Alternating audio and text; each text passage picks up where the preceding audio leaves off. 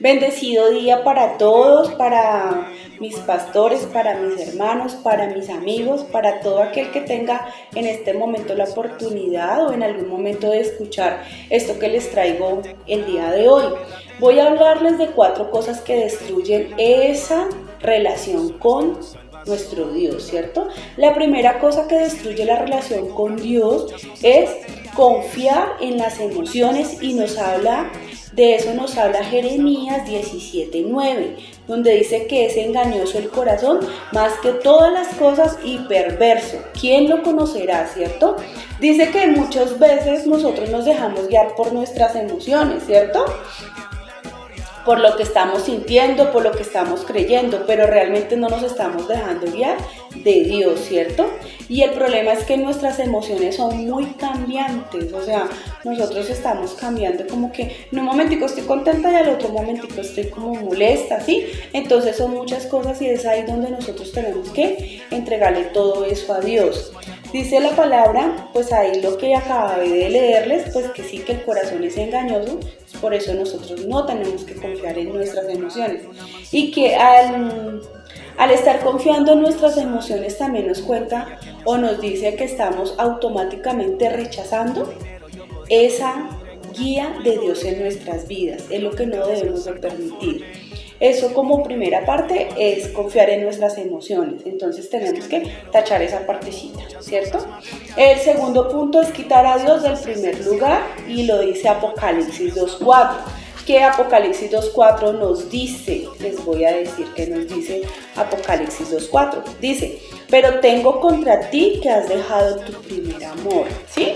Inicialmente cuando conocemos de Cristo, cuando estamos enamorados de Dios, como cuando estamos enamorados de nuestra pareja, ¿qué hacemos nosotros? Nosotros lo tenemos en primer lugar, ¿cierto? Nos levantamos y lo primero que anhelamos es querer hablar con esa persona, ¿cierto? Cuando conocimos a Dios, ¿qué queríamos nosotros? Estar ahí, atentos a todo lo que el ayuno, los primeros que estábamos, que la oración, los primeros que estábamos. Entonces la idea es que nosotros no perdamos esa intimidad con Dios, ¿cierto? Porque ¿qué pasa cuando nosotros empezamos a ir dejando de lado el amor a Dios, el amor a su palabra?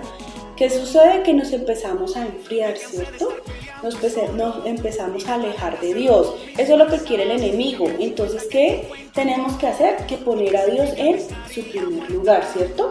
Entonces dice que debemos de entregar todo nuestro tiempo, toda nuestra energía, todo lo que nosotros queremos en nuestra vida, primero que todo lo tenemos que colocar en las manos de Dios, ¿cierto? Cuando colocamos a Dios en primer lugar, ¿sí? Todas esas cosas que nosotros anhelamos, antes de anhelar primero eso, tenemos que anhelar la presencia de Dios en nuestras vidas, ¿cierto? Cuando nosotros ponemos a Dios en primer lugar, ¿qué sucede? Que Dios comienza a acomodar todo lo demás en nuestras vidas, que es lo que nosotros buscamos, ¿cierto? Adicional, estamos agradando a Dios y Dios, al ponerlo en primer lugar, pues Él comienza también a obrar en nosotros. Alguna vez alguien me decía, tú debes de trabajar en las cosas de Dios y Dios trabajará en las tuyas. Entonces digamos que eso me quedó súper marcado y uno dice, sí, la verdad es esa, o sea, dejar todo de últimas y primero Dios y ya, y después el tiempo que quede lo vamos a acomodar para lo demás. Pero el primer lugar siempre lo merece Dios. Nuestro primer respiro siempre debe ser para Dios, ¿cierto? Porque sabemos que Dios es el que nos da ese privilegio de estar de pie, ¿cierto? Buscándolo y sirviéndole.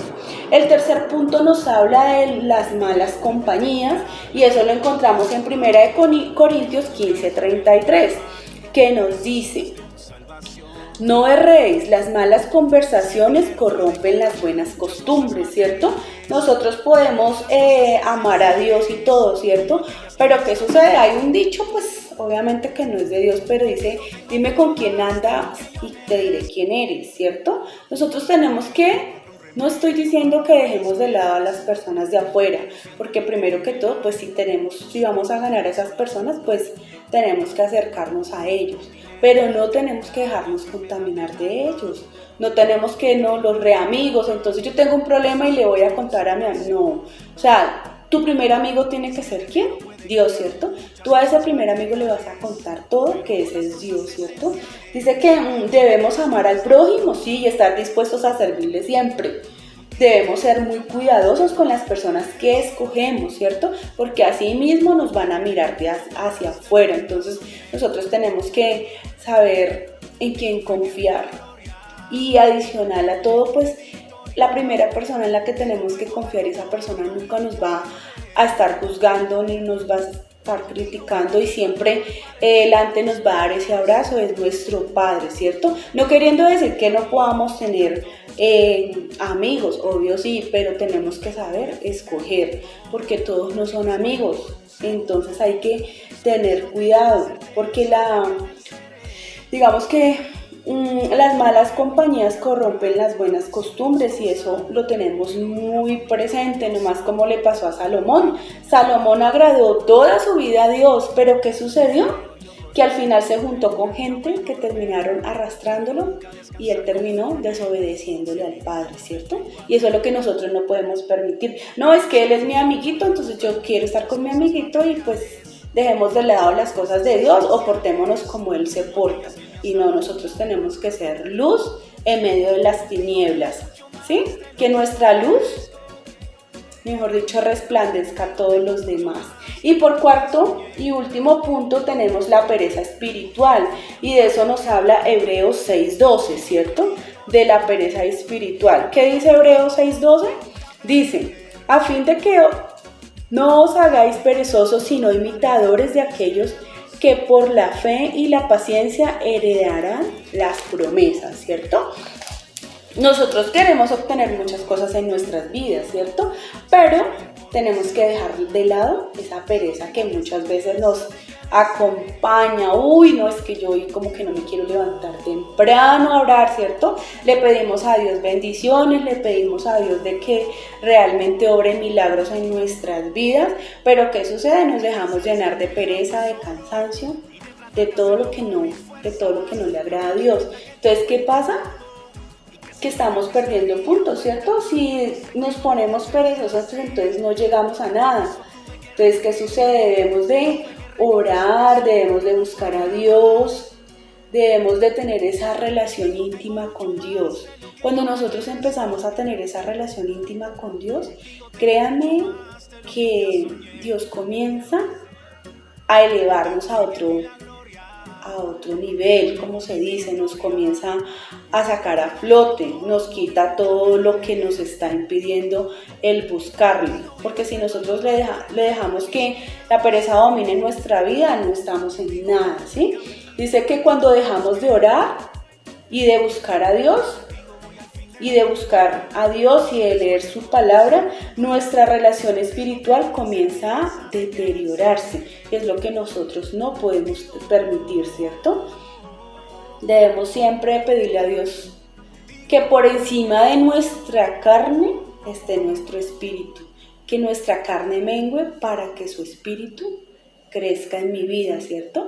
Porque yo quiero ganar muchos a Cristo, pero ay no, pero qué pereza ir allá a evangelizar, qué pereza ir a predicar, qué pereza levantarme temprano y orar por un hermano que tiene una necesidad, por un amigo que está de pronto en una necesidad, en una aflicción, en una enfermedad. Entonces, ay no, a mí me da pereza. Yo lo quiero mucho, pero no.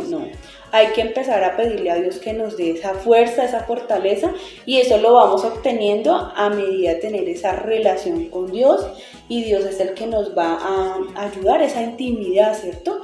Cuando nosotros tenemos intimidad con Dios, Él es el que se encarga de que nuestra pereza salga de nuestra vida, ¿listo? Entonces, pues digamos que en este día esa es la reflexión que les quiero dejar. Tenemos que cuidar esa relación con Dios.